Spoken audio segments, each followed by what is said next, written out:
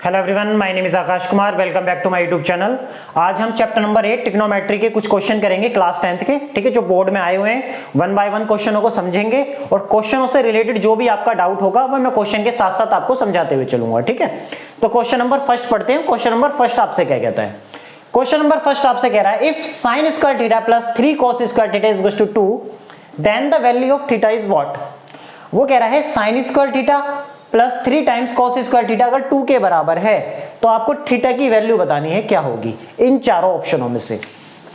अब आपके पास क्या दे रखा है? sin स्क्वायर थीटा प्लस में 3 times cos square theta is equal to 2 के बराबर है। अब देखो यहाँ पे sin स्क्वायर थीटा तो है, लेकिन मैंने आइडेंटिटी क्या पढ़ी है? sin square theta plus cos square theta किसके बराबर होता है? 1 के बराबर। तो मैं यहां पर क्या करूं?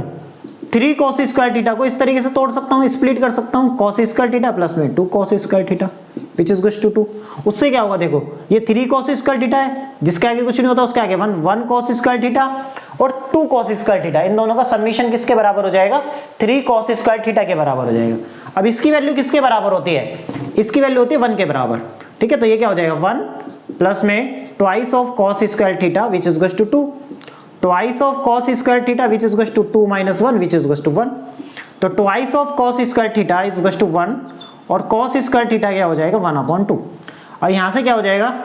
cos थीटा की वैल्यू आपकी निकल जाएगी प्लस माइनस 1/2, ठीक। जब cos थीटा आपका 1/2 के बराबर होता है, अब cos थीटा की वैल्यू क्या है? 1/2। 1/2 होगी क्या? cos 60 डिग्री पर होता है, तो cos थीटा की वैल्यू कितनी हो जाएगी? हमारी थीटा की वैल्यू हो जाएगी 60 डिग्री। जब cos थीटा आपका माइनस 1/2 के बराबर होगा तो cos थीटा हो जाएगा आपका cos 120 डिग्री। इसका मतलब थीटा की वैल्यू हो जाएगी 120 डिग्री। लेकिन आप ये दो वैल्यू आएगी, ठीक है, थीटा की। यहां से एक तो 60 डिग्री आएगा और एक 120 डिग्री आएगा। लेकिन आपसे क्या पूछा है? इन चारों ऑप्शनों के हिसाब से बताना है मुझे। तो 120 डिग्री तो है नहीं इस ऑप्शन में, तो ये तो हट जाएगा। इसका मतलब मुझे थीटा की वैल्यू क्या होगी? 60 डिग्री। तो theta is equal to 60 degree कहां पर होगा? It means option number B हमारा क्या हो जाएगा? करेक्ट हो जाएगा।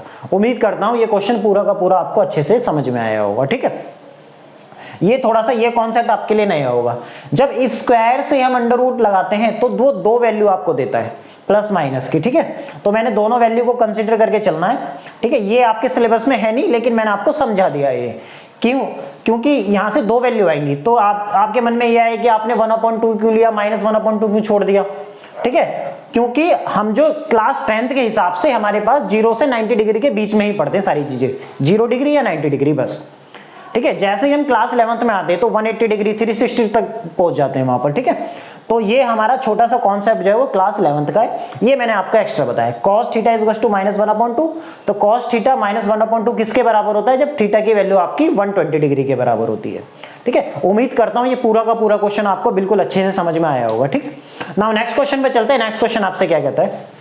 The value of 1 plus tan square theta times 1 minus sin theta times 1 plus sin theta is what. वो कह रहा है इन तीनों का प्रोडक्ट इन चारों ऑप्शनों में से किसके बराबर होगा वो बताना है हमें, ठीक है। तो सबसे पहले मैं देखो मेरे पास क्या है? 1 प्लस में tan स्क्वायर थीटा और 1 माइनस sin थीटा और 1 प्लस sin थीटा। अब इसको मैं कैसे लिख सकता हूं? इसको मैं लिख सकता हूं sin स्क्वायर थीटा अपॉन में cos स्क्वायर थीटा,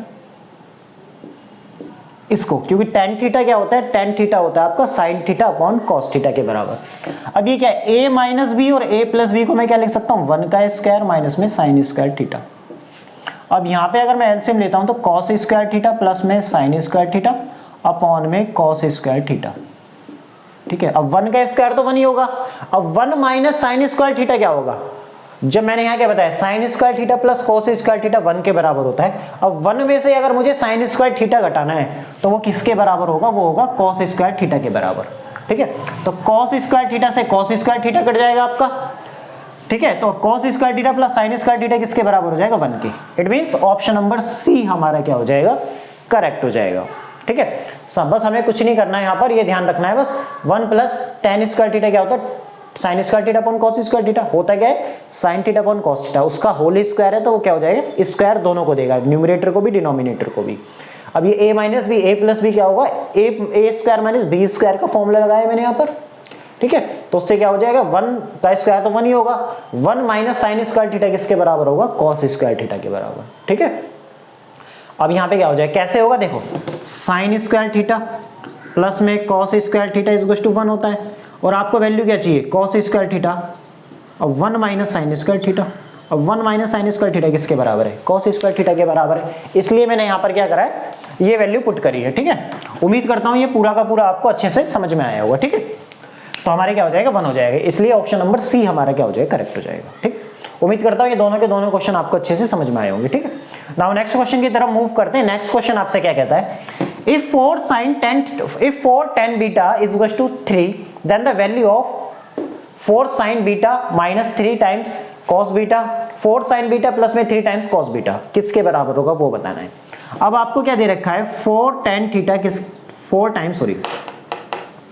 दे क्या रखा है आपको, 4 टाइम्स tan बीटा किसके बराबर है, 3 के बराबर है। तो tan बीटा की वैल्यू क्या हो जाएगी आपके पास, 3/4 हो जाएगी। इसका मतलब अगर इस एक्सप्रेशन के अंदर मैं tan बीटा बना दूं तो मैं ये 3/4 वैल्यू रख सकता हूं। तो देखो इसको इस तरीके से करेंगे तो क्या हो जाएगा, 4 sin बीटा माइनस में 3 टाइम्स cos बीटा अपॉन में 4 टाइम्स sin बीटा और प्लस में 3 टाइम्स cos बीटा, ठीक है। अगर मैं ऊपर से cos न्यूमरेटर और डिनोमिनेटर दोनों में से अगर cos बीटा कॉमन ले लेता हूं तो क्या होगा, 4 टाइम्स sin बीटा अपॉन में cos बीटा माइनस का 3 हो जाएगा, ठीक है। कॉमन ले लिया अगर मैंने, देखो इसको ना मैं यहाँ करता हूँ, आपको यहाँ पे इसको इस जगह करता हूँ, थोड़ा सा स्पेस मिल जाएगा हमें, तो आपको अच्छे से समझ में भी आएगा, ठीक है। देखो अगर मैं यहाँ से इसको मिटा देता हूँ,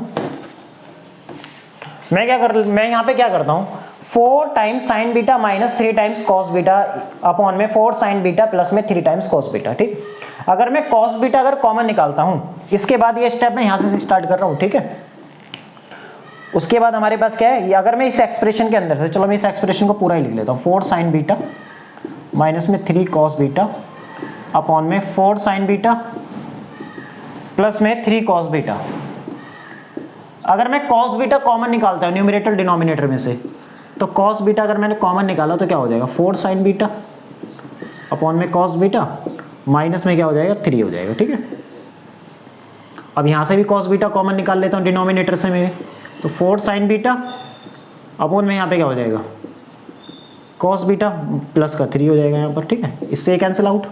अब ये क्या हो जाएगा, 4 tan beta sine theta upon cos theta क्या होता है, tan थीटा होता है, तो 4 tan क्या हो जाएगा, tan बीटा हो जाएगा प्लस माइनस का 3 और 4 tan बीटा यहाँ हो जाएगा प्लस का 3 which is equal to 4 into tan beta की वैल्यू क्या है, 3/4 है, तो 3/4 रख देंगे माइनस 3, और यह क्या हो जाएगा 4 इंटू 3/4 प्लस में 3, 4 से 4 कैंसिल आउट, 4 से 4 कैंसिल आउट, तो 3 माइनस 3 अपॉन में 3 प्लस 3, तो 0/6 किसके बराबर हो जाएगा, 0 के बराबर हो जाएगा, ठीक है। It means option number A आपका क्या हो जाएगा, करेक्ट हो जाएगा, ठीक है।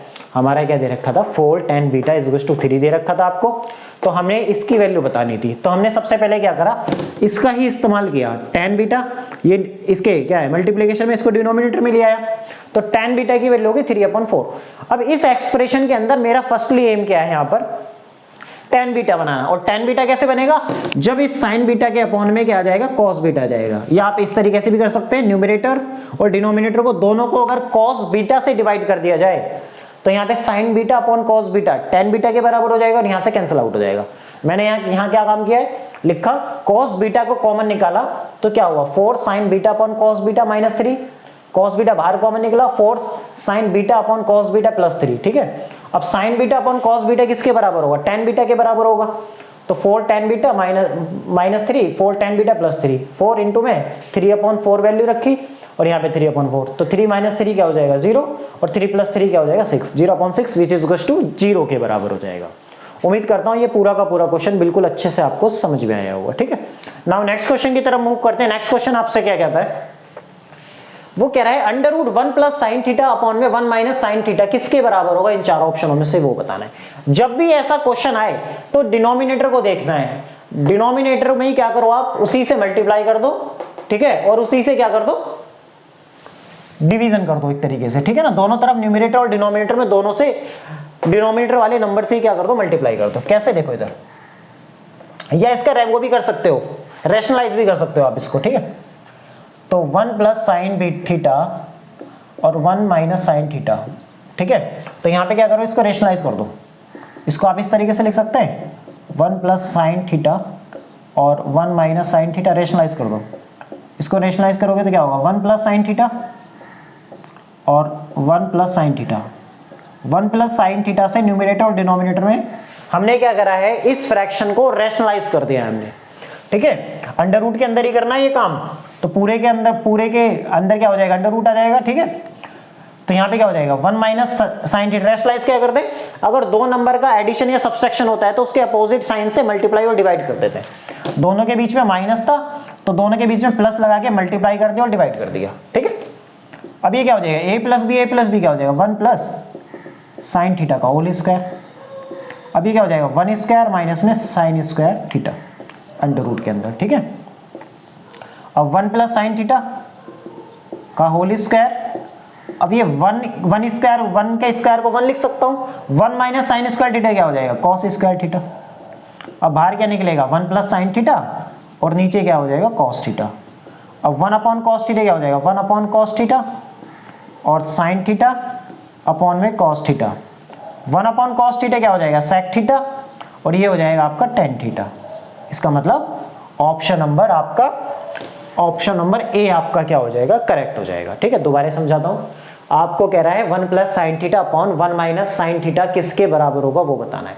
तो जब भी ऐसा क्वेश्चन आए तो डिनोमिनेटर को देखना है, उनके बीच में जो साइन होगा उसके अपोजिट साइन, अगर माइनस है तो प्लस और प्लस है तो माइनस, उससे मल्टीप्लाई डिवाइड कर दो, ठीक है।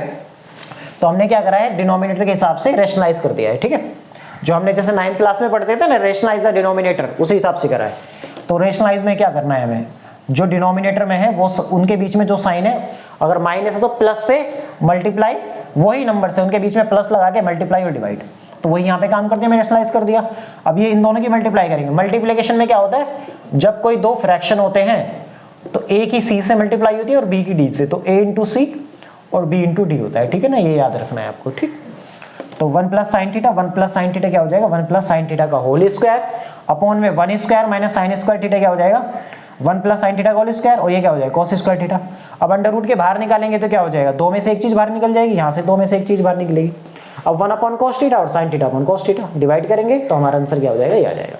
उम्मीद करता हूं ये चारों के चारों क्वेश्चन बिल्कुल अच्छे से आपको समझ में आए होंगे, ठीक है। वीडियो अच्छा लगे तो लाइक करें और चैनल को ज्यादा से ज्यादा सब्सक्राइब करें। बाकी नेक्स्ट क्लास में मिलते हैं ऐसे ही आगे के क्वेश्चनों के साथ, जब तक ध्यान रखें, थैंक यू।